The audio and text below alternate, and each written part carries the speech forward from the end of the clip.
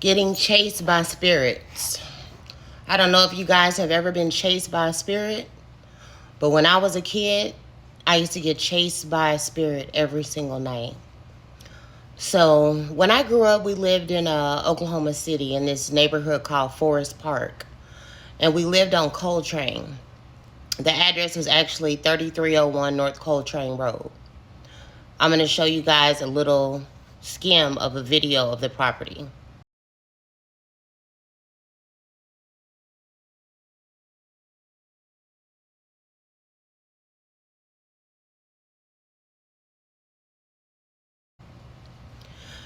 At this house, and someone said it in my previous videos, like the coordinates showed some type of hidden burial ground.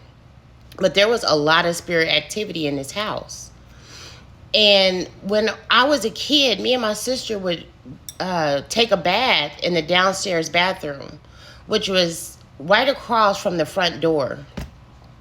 And I don't know what it was, but every night when we would get done taking a bath and we get dressed and we get ready to leave the bathroom, there was this tension that would build up. It was like a spiritual presence that we would feel as kids. And we would just look at each other and we get ready to leave the bathroom. We'd be you're like, you ready? You ready to run? And me and my sister were ready to run because there was this strong spiritual presence that we would feel as soon as we opened the bathroom door.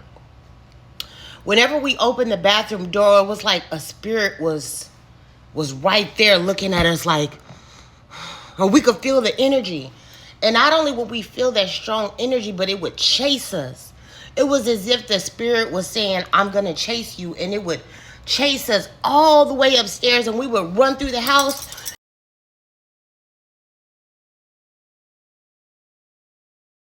And run as fast as we could because that spirit would be chasing us.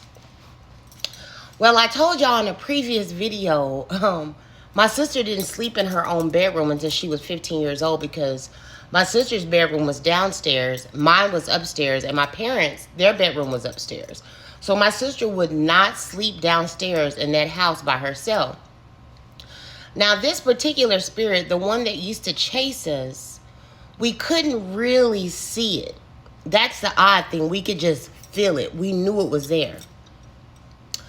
But, you know, when we were going to sleep and like my sister was in my room upstairs, we would be relaxing, you know, getting ready to go to bed, fall asleep. And we would all of a sudden hear this spirit creeping up the stairs. Like our stairs were creaky because our house was older. And so the spirit would just kind of creep.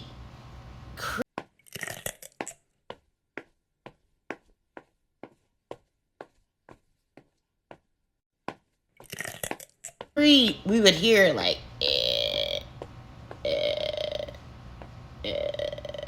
and it would just creep up the stairs every single night.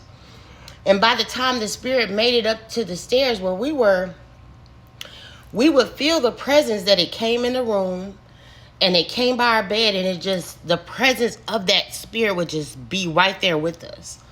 And a lot of times, me and my sister, you know, we didn't say anything. We would just be afraid. We would just be in the bed like with each other and just look at each other and be holding each other under the covers because we would hear it come up the stairs and then feel the presence of the spirit while it was monitoring us, standing over us, monitoring us.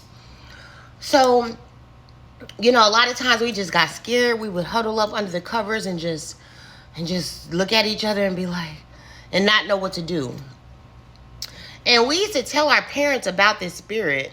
And our parents, you know, they always just kind of dismissed it. They always said, you know, oh, girls, you know, you'll be okay. You just need to stop watching scary movies. Stop being bad.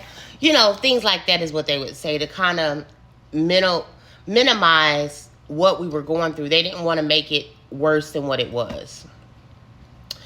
But one night, you know, this spirit came up, creeped up those stairs every night for years and years and years. And I got so tired of the spirit coming up there every night to bother me. It was like to taunt me, to make me afraid, to make me scared. I got so tired of it. I don't know where my sister was this night, if she had spent the night over a friend's house or what happened, but I had to be, I don't know, maybe I was 8 years old. I'm not sure. I was young. And I was in my room by myself this night. My sister wasn't there. And the spirit was creeping up those stairs and creeping up, and I heard it coming up the stairs. And then it came into my room, and it just stood. I felt the energy. It just stood by my bed, just trying to scare me. Just look at, just there. I felt the presence really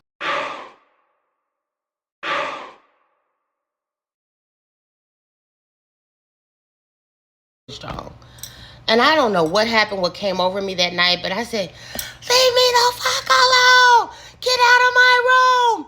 Like, I cussed the spirit out with all my might. And I was a young child when I did this. I'm surprised my parents didn't hear me. Nobody came in to see what was wrong. They must have been asleep. I cussed that spirit out. I said, get the fuck out of my room. Get out. Get out. Leave me alone. And I swear, I guess the spirit just left after that. And I don't remember that spirit coming back for a long time after that. But I was so scared and so tired of that spirit coming to me every single night that's all I knew to do at that time, at that age. That's all I knew to do. And I used to have, me and my sister used to just go through it because we used to see spirits every single day. I know I told y'all in a previous story, we would be sitting in the den or sitting, usually in the den. And this is when our parents weren't at home. Even when they were at home, we'd see it. It's just, we had this glass door, like a French door that swung open and closed. And it would be this tall male figure, shadow figure with a hat on. And he